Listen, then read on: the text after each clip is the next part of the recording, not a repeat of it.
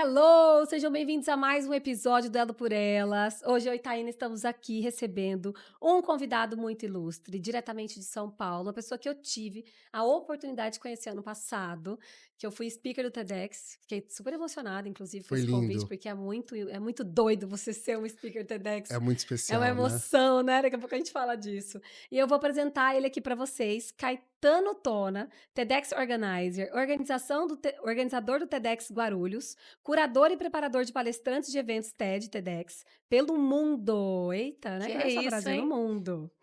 Atualmente também atua como curador da COP30, fundador da Life Lab e apoia empresas, líderes e profissionais na construção de narrativas que conectam e inspiram. Já colaborou com empresas como Balduco, Gol, Smiles, STF, Coca-Cola, Alpargatas, Heineken, ai gente, que chique, Johnson Johnson e além de grandes eventos globais também, como Web Summit e SW, SXSW. exato. Reconhecido pela Forbes como um dos principais preparadores de palestrantes do Brasil e também é professor de comunicação na ESPM, conselheiro e escritor. Caetano Tona. Exatamente. Tô Uau! trabalhando muito, hein? Que demais! É isso mesmo? Nossa, Esquecemos alguma coisa? Não, acho que é isso aí. Escreveram direitinho. Quantos anos, né? Parece ter uma vida aí, você tá... Pois é, eu tô há 12 anos na comunidade TEDx. Primeiro, obrigado pelo convite. É um prazer estar aqui. Um Coisa prazer estar em boa. Cuiabá. Eu amo essa cidade. Sempre sou Olha, muito bem recebido aqui. E um prazer estar conversando com vocês. Obrigado pelo convite. a gente fica feliz. Obrigado. Eu tô, então, respondendo a tua pergunta. Eu tô há 12 anos na comunidade TEDx e tô full time trabalhando com curadoria de conteúdo e preparação de palestrantes há 3 anos. E tô como professor de Meu comunicação da Deus. ESPM em São Paulo, me Mas você tá com desdobrando aí. quantos anos, gente? 45. Parece que né, tem uma vida, um currículo tão é Exato, grande. tão né? extenso que parece que já tem uns 70, Eu né? vivo Não de aparência, intensamente. pelo amor de Deus. Intensamente. Exatamente. Quando o Caetano encontrou comigo no corredor lá no passado, dos Ibiraca Navarros, que foi lá, o TEDx, eu tava lendo, né? Andando pra lá e pra cá, andando pra lá e pra cá, e lendo meu speech. Aí ele virou pra mim e falou assim: olha só, deixa eu te falar uma coisa.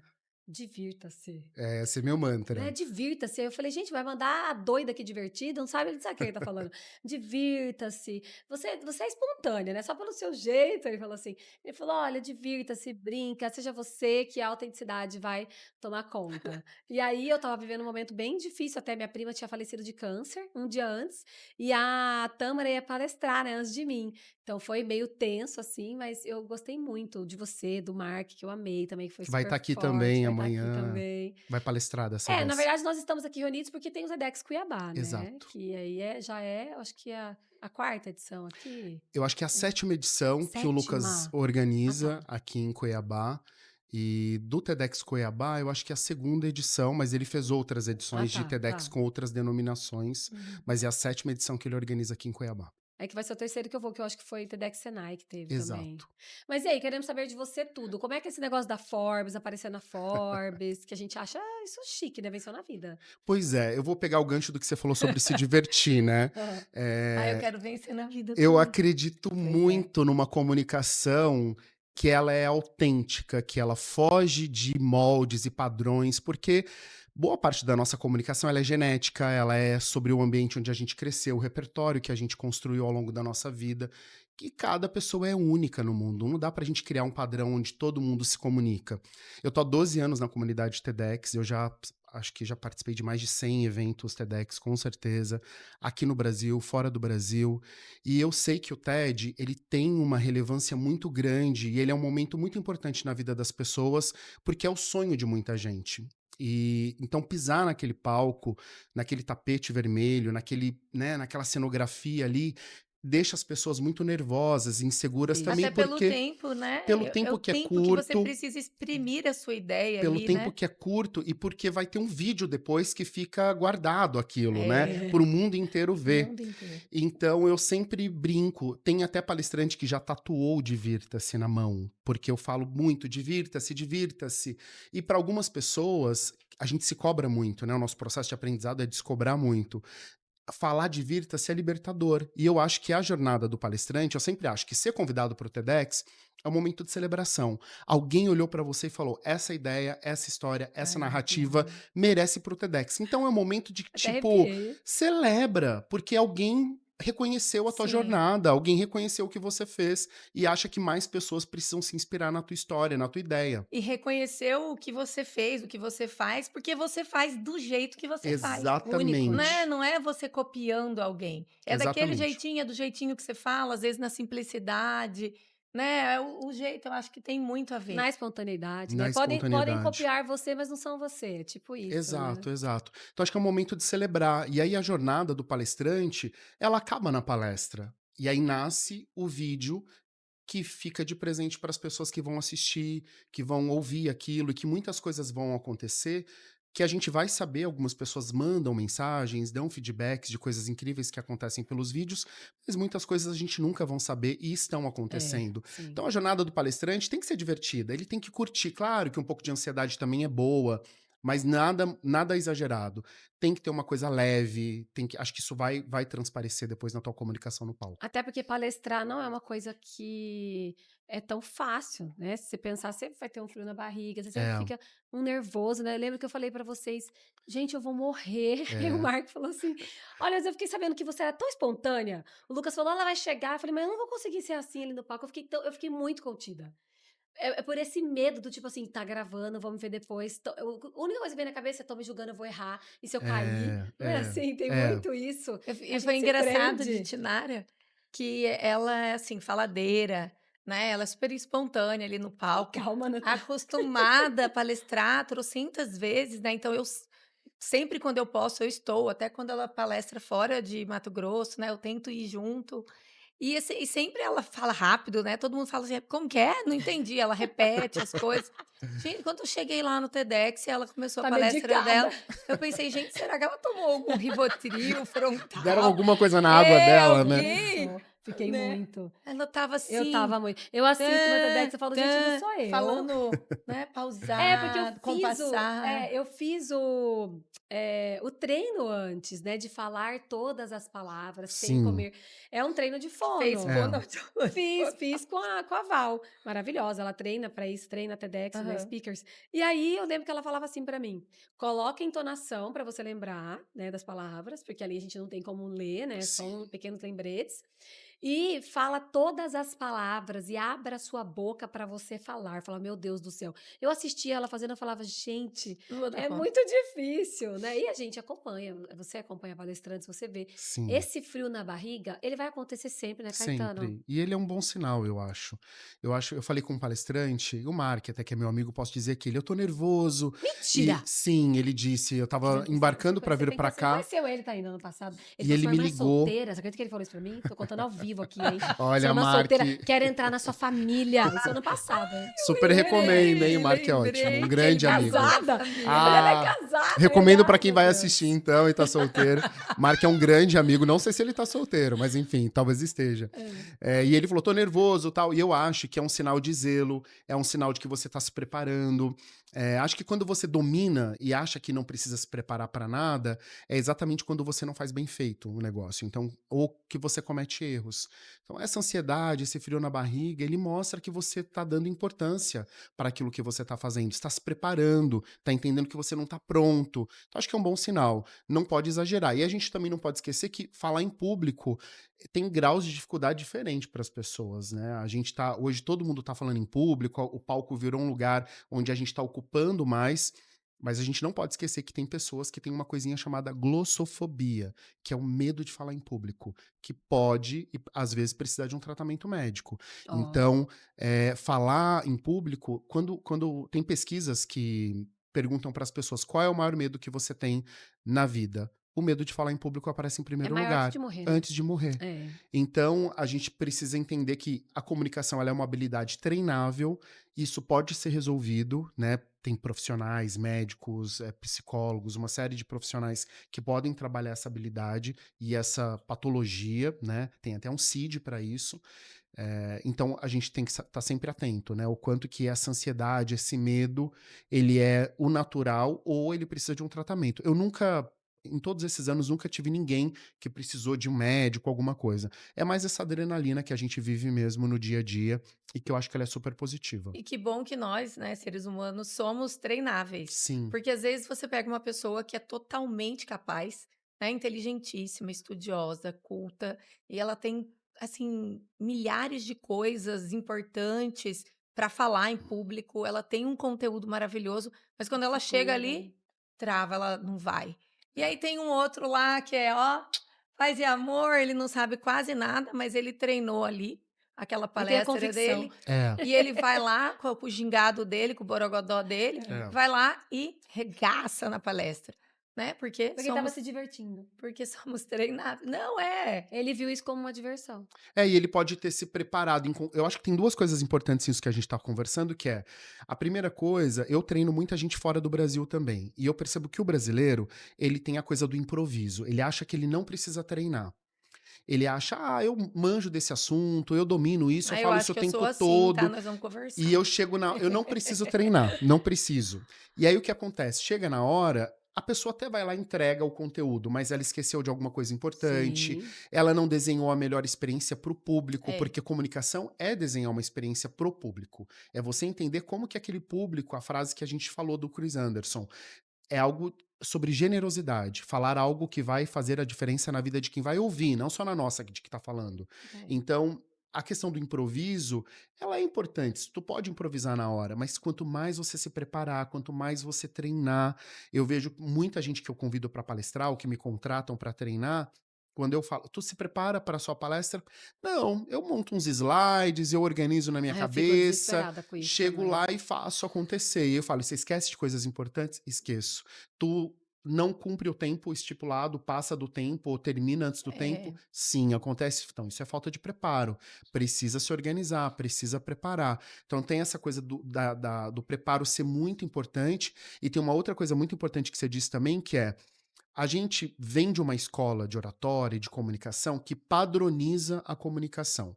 Então, há muitos anos atrás, se você ligasse a Rede Globo, qualquer TV para assistir, se tivesse um repórter do Norte, do Nordeste, ele tinha passado por um fonoaudiólogo com certeza para pasteurizar a Com certeza. comunicação dele, para é, ele não ter sotaque e falar uma comunicação padrão. Hoje, se você ligar a mesma televisão e você vê alguém de Minas, do Norte, do Nordeste, o sotaque tá lá, lindo e é, maravilhoso aparecendo. é, Porque a gente está entendendo que um elemento importante da comunicação é a autenticidade. é. Então, a pessoa que ela é descontraída, que ela brinca, leva isso para o palco, leva isso para tua comunicação. Ao contrário, a que é mais séria, mais sisuda, leva isso também. Faz parte dela. Faz parte, é quem você é. Então seja autêntico, mas entenda que tem elementos na comunicação, que é o que a gente chama de storytelling, que é importante para você entreter, para você captar a atenção do teu público e transmitir a mensagem que você precisa. Então você não vai copiar alguém, porque boa parte da comunicação é genética, é a forma se você usa as mãos, se não usa as mãos. Então tem lugares do mundo que se cumprimentam dando as mãos, tem outro que é abraçando, tem outro que é só abaixando a cabeça e sem toque. A gente herdou isso na nossa genética, dependendo de onde vem, né, a nossa ancestralidade. E isso com certeza vai fazer parte do que a gente usa no dia a dia para se comunicar. Você sabe que eu estava assistindo a palestra do Thiago Nigro, recente, agora ele estava aqui em Cuiabá, veio para um evento, Semana passada, né. semana passada, que eu até palestrei nesse evento. E teve a Cintia Chagas depois de mim, e no outro dia veio o Nigro. E ambos falaram a mesma coisa. Ele falou assim, e ela também do jeito dela, né? Ele falou assim: olha, se você tem um jeito mais sério, leva isso para sua comunicação, Sim, porque às vezes você vai tentar brincar demais e você vai ficar um palhaço ali, que exato. aquelas pessoas não vão achar graça e você vai estar fazendo graça.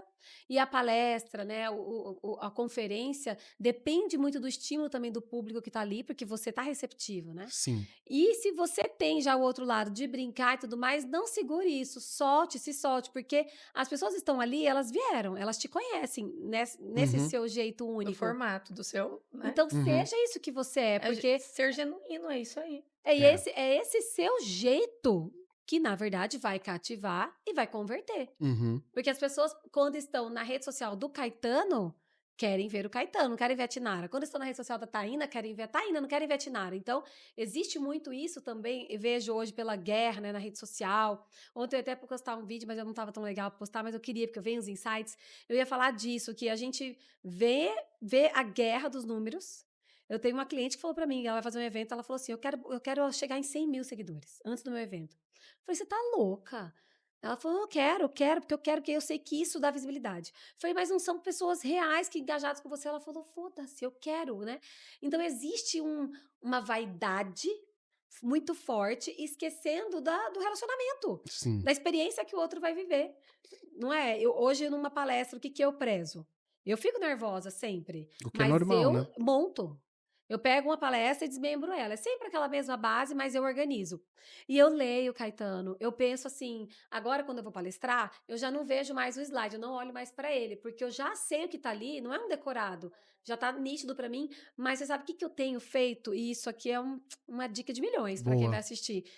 Eu estou integrando as pessoas comigo. Então, eu vou numa pessoa, por exemplo, chega aqui pra Taína e fala assim: "Não faz sentido isso pra você? Como é que você lida com tal situação?". Aí ela vai e me responde, e eu tô numa palestra, né. Uhum. Na hora que ela me responde, eu devolvo, eu já sei que ela não vai esquecer daquilo, porque eu trouxe um impacto pra ela, então eu criei um significado. Esse significado ela vai ficar com ela. Eu tenho Exato. feito muito isso, porque eu Não, percebi que é o meu jeito. Tinara Exatamente. fez uma palestra, acho que esse ano ainda, aqui em Chegou o nosso Cuiabá. outro convidada. Ah, seja Uhul! bem-vindo. Aí, tô no meio da palestra, ela falou assim: "Deixa eu escolher alguém aqui, você pode vir aqui?", né, a É, menina subiu no palco. Aí ela falou assim: "Você pode rebolar aqui pra mim?". comigo. Aí a menina ficou olhando, ela falou: "Ó, eu vou rebolar pra você ver". Aí ela rebolou. Aí ela falou: "Você pode rebolar?".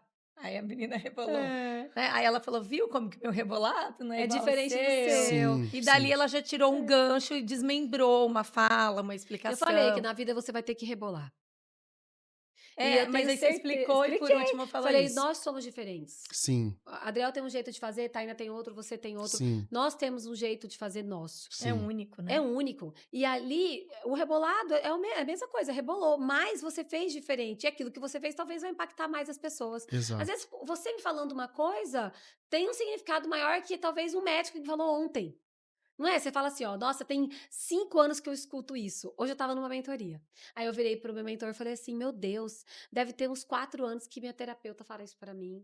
Aí ele falou: "Pronto, agora fez sentido?". Eu falei: "Agora fez, pela primeira vez". Ele falou: "É, então, sabe, você Então tá faz o Pix, escutando". meu É, amor. você tá escutando, né. Na Mas verdade, não é olha, pela primeira vez. Ela foi preparando o terreno para que você ouvisse pois isso de é, uma forma diferente. Então, acho que sempre tem uma contribuição. Aí tem um momento que você tá aberto, que aquilo faz sentido e pronto, né? e vai e fica. É. Conta pra gente como é que você chegou no TEDx? Eu acho que, como todo mundo, eu consumia conteúdo do TED e TEDx na faculdade, via vídeos. E em 2012, morei fora do Brasil e participei de um evento TEDx presencial pela primeira vez na London Business School, que é a escola que eu estudei. Nossa, que Eu ia até tudo. perguntar a sua Que formação. legal. Não. Acho que é Eu comunicação. fiz Não, ADM, né? trabalhei muitos anos no mercado financeiro e depois trabalhei muitos anos com finanças. Eu conheci o TED fazendo uma especialização em finanças corporativas na London Business School. Meu Aí Deus. um dos meus professores favoritos ia palestrar nesse TEDx e ele convidou todo mundo. Aí quando eu fui pro evento, eu achei que era um evento fake, assim, eu não entendia nada de TED e TEDx. Eu achei que eles estavam usando símbolos e fazendo um evento ali. Aí quando eu vi que tava filmando e que depois o vídeo ia estar no canal do TEDx, eu fiquei curioso e assimilei aquilo, mas sem pretensão nenhuma. Aí eu adorei o evento, vi que tinha uma energia, uma dinâmica muito diferente. Eu já tinha participado de outros eventos na própria universidade. E aí eu falei, pô, então deve ter isso lá no Brasil. Quando eu voltar pro Brasil, eu vou descobrir onde isso acontece lá. Legal. Aí quando eu voltei pro Brasil, eu descobri que tinha o TEDx São Paulo, tava no comecinho o programa TEDx. E aí eu fui participar de um TEDx quando acabou o evento. Eu fui falar com a Helena Crescia, que vai estar aqui, inclusive, hoje. Ela chega, amanhã ela vai estar também no TEDx, que ela é Ai, vai ser uma incrível.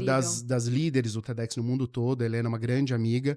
Eu fui falar com o time dela, falar com ela e falar: eu quero ser voluntário, eu quero participar desse evento, eu quero ajudar. E foi assim que aconteceu. Aí eu fui atuando como voluntário.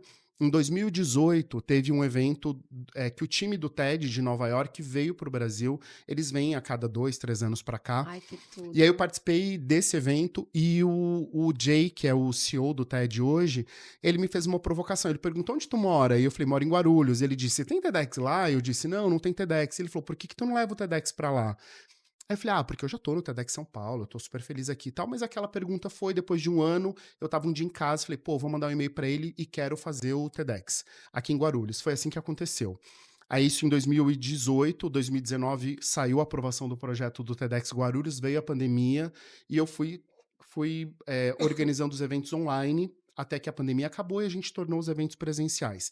Nesse meio do caminho, eu fui fazendo as formações, o TED tem como se fosse uma universidade corporativa, e aí eu fui também convidado para fazer uma masterclass com o Chris Anderson, que é o presidente Top. e um dos fundadores do TED, que era uma masterclass sobre curadoria de conteúdo, preparação de palestrantes, e enfim, fiz essa formação e tudo voluntário, atuando como voluntário. Como todo mundo, na pandemia eu repensei a minha vida, a carreira e tudo mais, e eu comecei a receber muitos convites de algumas organizações para eu trabalhar com curadoria de conteúdo e preparação de palestrantes. E aí eu comecei a pensar e levar isso em consideração. Meu primeiro trabalho remunerado não foi para o TED e para o TEDx, foi para a Fundação Dom Cabral. Eles me contrataram para fazer um fórum de governança corporativa e falei, pô, aqui tem uma Que oportunidade de legal. negócio que eu só tô olhando como voluntariado. E aí foi aí que eu pensei, aí eu falei, cara, eu vou investir nisso como carreira. E fui fazendo várias coisas, aí outros TEDx começaram a me contratar, eu comecei a fazer projeto para outras empresas, para outras organizações, as pessoas que eu fazia voluntário no TEDx me levavam para as empresas delas. Até porque é voluntário, é bom que as pessoas saibam. Aí eu fiz, então assim, quando eu tô no TEDx Guarulhos, eu faço como voluntário, mas outros TEDx que eu Sim, faço contratação. é como contratado. E aí o próprio TED começou a me contratar para fazer projetos específicos para o TED. Show. Então, hoje eu faço para o palco também, para os eventos, mas o TED tem muitos outros conteúdos que não são palco, que não é o evento. Artigos, projetos específicos, documentários, animações educativas.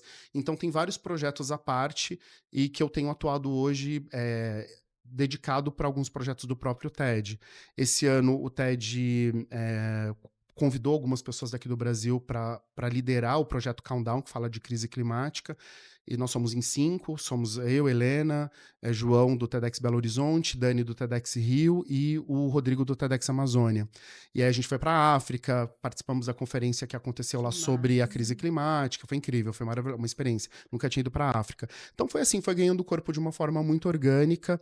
Eu ainda estou num processo de amadurecimento, de entender isso como negócio, de entender o meu nicho, o que eu gosto de fazer, o que eu não quero fazer. É, e eu entendo que eu tenho uma forma muito particular, assim, claro que eu estou estudando, eu estou fazendo agora uma especialização na Texas University, Não eu para. continuei fazendo, eu sou professor da ESPM, então também faço um projeto de pesquisa dentro da ESPM sobre comunicação, curadoria de conteúdo, enfim, sempre, acho que faz parte. Até hoje eu fiz uma reunião com uma pessoa de Brasília, ela me disse, tem pouca ciência na comunicação, né? Eu falei, não, tem muita ciência, é que a gente não olha para isso, e também tem coisas que não são diretamente linkadas à comunicação. Por exemplo, você olha, a crise de saúde mental está impactando no déficit de atenção. A gente tem uma perda cognitiva, a gente não tem mais por conta das redes sociais.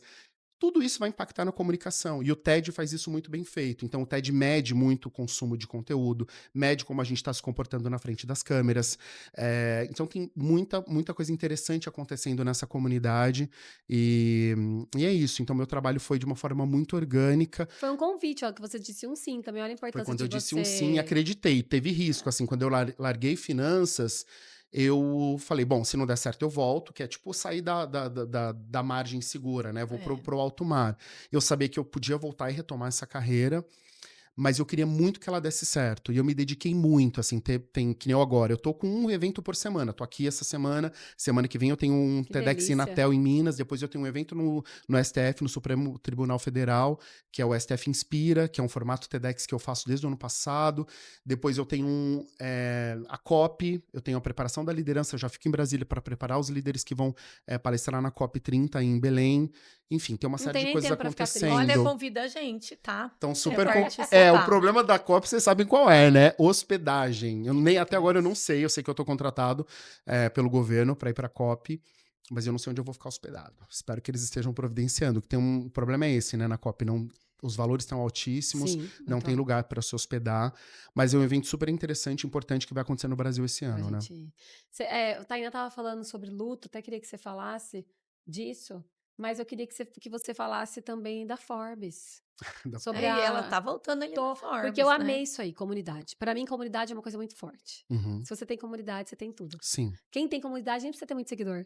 A comunidade É, já é o seu clã. a gente tem um contato Ali, né? muito próximo. Eu até estava no evento a semana passada de Creator Economy, que é eu não vou lembrar o nome, é Community. alguma coisa, que é a primeira universidade sobre Creator Economy em São Paulo, que é do Grupo Ânima, com a Que agência demais, Califórnia, gente. e eu participei de um evento lá que era o Influent Summit, e tava com várias plataformas lá, e eles estavam falando sobre essa enganação do número de seguidores, porque nem sempre você tem um grande número de seguidores e tem engajamento ou tem retorno. Sim. No final, tu tá vendendo, às vezes a pessoa que tem 1.000 Pronto. seguidores, ela vende mais do que Vendendo aquela que tem 100 muito. mil. Sim, Então, você fala isso toda é, hora. exato. Então, É. importa o que tu tá convertendo. Por isso que hoje, inclusive, as empresas, as marcas, na hora de contratar influenciadores ou criadores de conteúdo, eles vão contratar quem tem comunidade, quem tem engajamento, não só quem tem seguidores. Porque às vezes você tem muitos seguidores, pode até ter números de views, de likes, mas tu não converte isso em venda. Então não converte esse engajamento na hora que tu lança alguma coisa ali. Essa questão da comunidade foi uma contribuição que eu dei para uma das matérias da Forbes, que eles estavam falando com vários organizadores de eventos e perguntaram como que a gente entendia um novo formato de evento pós-pandemia. E o TED, desde sempre, tem uma forma de se entender como comunidade. O TED se enxerga como comunidade. Vocês vão ouvir vários organizadores falar: eu sou parte da comunidade TEDx. Eu mesmo já falei, né? Faço parte da Uhum. comunidade TEDx há 12 anos. A gente É. entende o evento como uma expressão dessa comunidade. Toda a nossa estratégia de construção do evento ela olha para uma construção de comunidade. Então, desde a curadoria de conteúdo, você vai pensar em diversidade, tu vai trazer alguém do mundo acadêmico, alguém de projeto social, alguém de impacto, alguém do mercado de business, alguma pensamento filosófico, vai trazer várias composições ali de uma narrativa para você falar com a comunidade inteira Inteira. da cidade ou da Sim. universidade ou da Agradar a empresa. Sim. todos, trazer essa cultura, né, essa Promover essa, experiência. promover essa discussão com pessoas diversas para Sim. trazer para essa conversa, né? E aí eu acho que, enquanto palestrante, criador de conteúdo, um profissional, ele precisa pensar que ele está formando uma comunidade. Ele precisa entregar algo ali interessante e tem vários cases muito interessantes de pessoas que estão fazendo isso fora dos holofotes, sem chamar muitas Pois é. atenções. Eu conheci um menino, posso falar aqui, né? Ele chama Bruno, Pode. ele criou uma comunidade, eu preparei ele agora pro TEDx Guararema. E ele é de Curitiba. Ele morou em São Paulo e ele saiu de São Paulo na pandemia para cuidar dos filhos em Curitiba. E ele começou a defender que sucesso não tá só nas grandes cidades e não tá só em São Paulo e o Rio de Janeiro, tá em qualquer lugar, desde que você use o online bem feito. E ele criou uma comunidade enorme que chama MicroSas. E ele tem faturamento milionário, essa É. comunidade. Ele tem pessoas que entram nessa comunidade, desenvolvem um botzinho ali para o WhatsApp, começa a vender, acho que tem 15 mil participantes essa comunidade dele. E Total bastidores, low total bastidor, profile. eu não conhecia ele, eu conheci ele por conta do TEDx, e fui conversando com ele virou uma grande inspiração. Ele ficou quando a gente se conheceu, a gente ficou hospedado no mesmo hotel, tal, e conhecemos pessoalmente, ele me disse: "Por que tu mora em São Paulo?" Eu disse: "Ah, porque eu trabalho, mas tu pode fazer isso em qualquer lugar. Repensa teu negócio, repensa a tua comunidade, repensa se esse é o estilo de vida que você quer mesmo." Então ele tem uma provocação bem interessante. E eu acho que isso faz parte do momento que a gente está vivendo, não fazer o que todo mundo está fazendo. Encontra a tua forma de fazer, seja autêntico e É. construa o teu modelo de negócio e a tua comunidade, né? Por isso que o meu TEDx eu terminei falando que o palco é onde você quiser. O O palco palco. é onde você está, né? Brilhe. Isso é uma coisa que eu digo. Você pode fazer seu próprio palco. Às vezes você fica esperando, né? É, Oportunidade, Ou criando. que É, te chamem para fazer parte de um palco. é. Faça você mesmo. Tem uma coisa bem interessante. Ontem dei um treinamento aqui pros parceiros e patrocinadores do TEDx Cuiabá, e aí eu compartilhei um case de um projeto que eu acompanhei de perto, que é um projeto da Reserva. A marca Reserva, ela Uhum. criou um programa de creators para os vendedores das lojas. E há pouco tempo, a loja que estava batendo recorde de venda online era uma loja bem pequenininha do Piauí, porque o conteúdo que os vendedores estavam gerando nas redes sociais estavam engajando muito mais do que as grandes lojas de Rio e São Paulo. E aí nossa, eles entenderam como que a criatividade e a autenticidade pode engajar muito mais. Então, isso também democratiza um pouco, né? perfeito. Então, ele entendeu ali o vendedor lá da loja do Piauí que ele podia criar um conteúdo, que ele podia pôr o link dele ali para vender para a galera comprar online dele e que ele ia chamar a atenção. E tem outras, nem todo mundo tem palco. Aí ontem, por exemplo, tinha uma pessoa lá, eu dei esse exemplo, ele veio falar: "Cara, casa muito com o que eu tô fazendo, porque eu sou diretor de uma cooperativa de bancos e eu quero pegar o gerente e tornar ele uma autoridade no assunto na cidade sobre educação financeira. Eu quero que ele fala com a comunidade. Só que tem cidade que o palco que eu tenho é uma quermesse. É. E aí eu tenho que preparar essa pessoa para ir lá dar um brinde, para ir lá falar com a comunidade. Então é o que você disse, o palco, ele não é só o É palco, onde você está, a é gente onde você É, você cria. tá. É você exato. cria, né? É no corredor, é num elevador, é onde você cruza com uma pessoa e de repente uma conversa.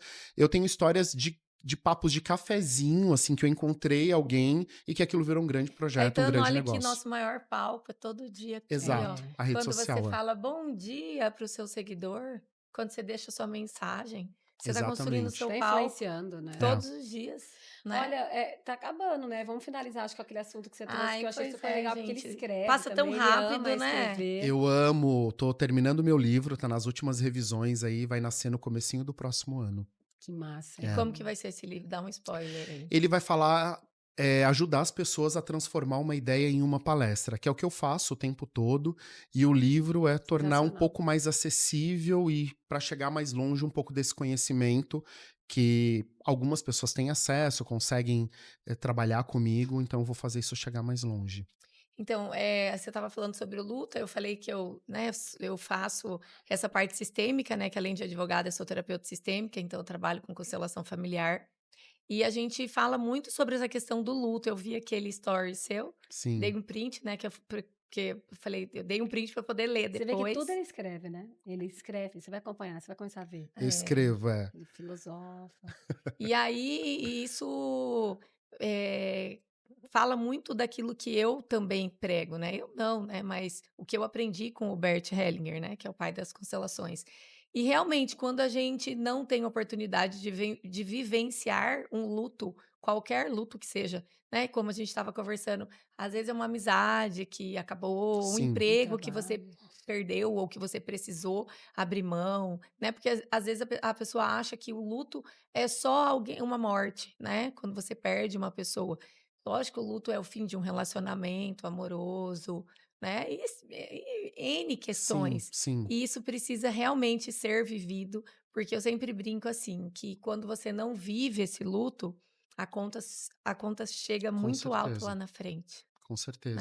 né. Eu acho que a comunicação ela tem uma conexão com o luto que é uma coisa também que a Brené Brown no TED dela ensinou muito, que é sobre a vulnerabilidade, né? Da gente poder ser vulnerável, porque tem uma força e uma potência na vulnerabilidade. E acho que a gente tá. Tem pesquisas bem recentes que mostram que a gente vive uma epidemia de solidão, né? Principalmente nas grandes cidades. As pessoas se sentem sozinhas e muitas vezes não tem espaço de escuta. Então, acho que tem duas coisas importantes que eu reflito quando falo do luto, né? A primeira é sobre a gente falar do que a gente sente. A gente não esconder os nossos sentimentos, porque se a gente não se expressar, se a gente não falar, se a gente não aceitar primeiro que a gente está sentindo aquilo, A aquilo vai, negação, né. aquilo vai virar doença. É. Isso vai aparecer de alguma forma, Somatizar. ou num comportamento, ou no teu próprio corpo, isso vai aparecer, é fato.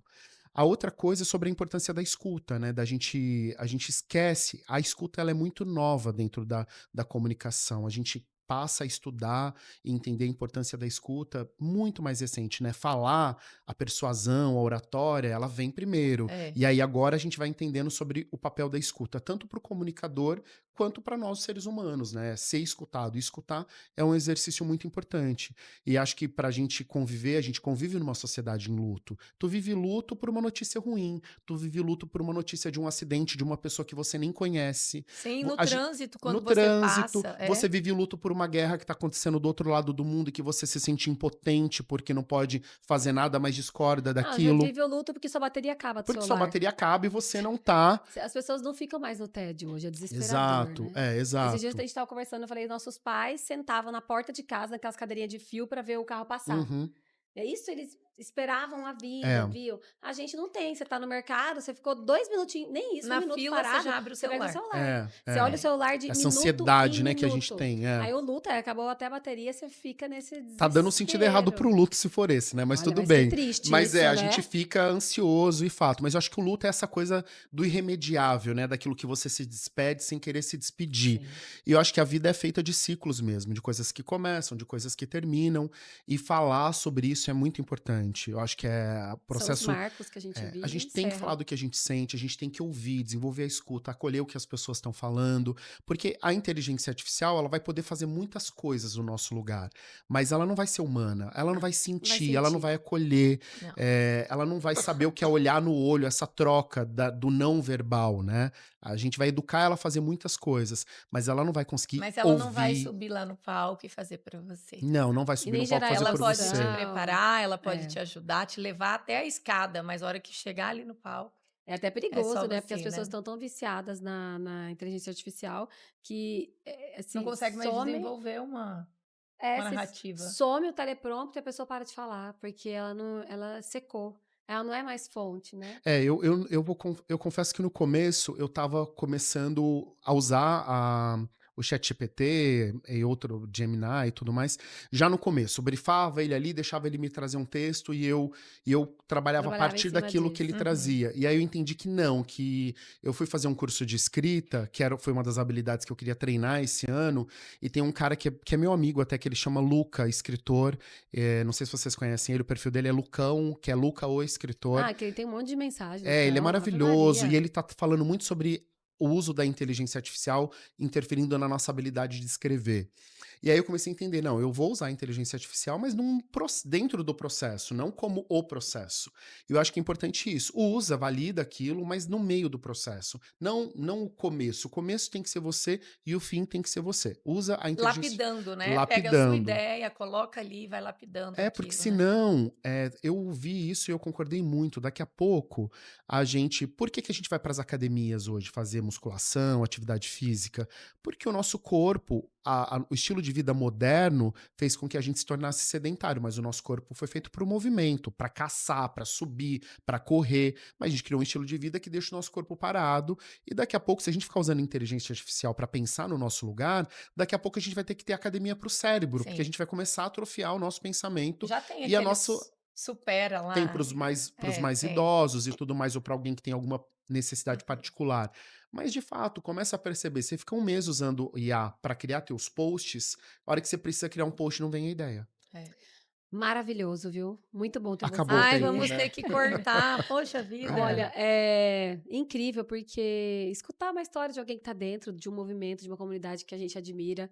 Eu, desde faculdade, eu Eu tinha também. 18 anos, 19 anos, eu estava consumindo conteúdo TED. Tem gente que nem sabe. Tem amiga minha que eu falo, ela fala o que é, tá? É. Eu É falo assim, super gente, como a normal, pessoa tá alienada, porque Jesus amado. mas é Você já normal assistiu mesmo. o Poder da Vulnerabilidade? Não, Brené Brown, não. Eu falo, meu Deus, né? Igual na época de podcast. Eu escutava podcast quando não tinha, né? Não tinha nem Spotify, era podcast, era aquele É. aplicativinho. Sim, E as pessoas não sabiam, né, o que era. Então, eu acho que é gostoso a gente estar diante de uma pessoa que vive isso, que tem na alma isso. A gente deseja muito sucesso, né? Mais e obrigado, mais, que Deus obrigado. abençoe Amém. seu caminho aí, Que possa voltar muitas e muitas vezes para Cuiabá. Queria que você aproveitasse e com deixasse uma outros projetos mensagem. pra gente, né. Por favor, já tem um Mas monte, né? é, Nós que vamos ter que correr então, atrás dele. pois é. Olhando para aquela câmera ali, deixa uma mensagem para as pessoas que vão te assistir, empresários, empresárias, galera que está começando, quem quer aprender, quem quer palestrar. Bom, acho que eu vou repetir um pouquinho do que a gente já conversou. Eu parafrasei o Paulo Freire, que ele fala, né, que a educação muda as pessoas e as pessoas mudam o mundo. Eu acredito que as pessoas contando histórias mudam as pessoas. As histórias mudam as pessoas e as pessoas mudam o mundo. Então, acho que cada um tem uma história. Então, se você tem vontade de se comunicar, de contar a tua história, a primeira coisa que você tem que fazer é começar a falar. Não se compara, não olha para as outras pessoas, não tenta aprender o jeito que o outro faz. Você vai fazer do teu jeito, da tua forma de fazer. Então, tenha coragem, abra a câmera, grava, se inscreve para fazer um evento. Tem um monte de evento aí que abre para se inscrever para ser palestrante. Se você quer ser palestrante do TED, do TEDx, também tem como se inscrever. Cuida do teu conteúdo para que ele seja único, para que ele tenha a tua autenticidade e aquela frase que a gente já falou aqui do Chris Anderson, uma pessoa para subir no palco do TED, ela precisa ter duas características. A primeira é a generosidade. Aquilo que você vai dizer tem que fazer a diferença para quem vai ouvir. Então se pergunta, interessa para alguém isso além de mim? E a segunda, a autenticidade, da tua forma, com o teu sotaque, com a tua forma de se expressar, com o teu vocabulário. Acho que é essa a mensagem que eu deixo. E Obrigada. E divirta-se. divirta-se, exatamente. Não sofra, divirta-se. Agora é com Obrigado. você, se divirta aí, viu? Manda esse vídeo para um monte de gente que você quer ver palestrando, brilhando. @Caetano Tano, Caetano Tona. Tona, Caetano Tona nas redes É sociais, uma você procurar trava-língua. É ele. um É um trava-língua, trava-língua, é. Procura ele lá, pergunta pra ele, segue, vai nos treinamentos São dele bem-vindos, é. e espalha esse conteúdo. Tenho certeza que muita gente também pode aproveitar o que a gente falou aqui, muitos insights. A gente agradece a sua Eu que participação. agradeço. Obrigado, foi um prazer. Até a próxima. Até a próxima.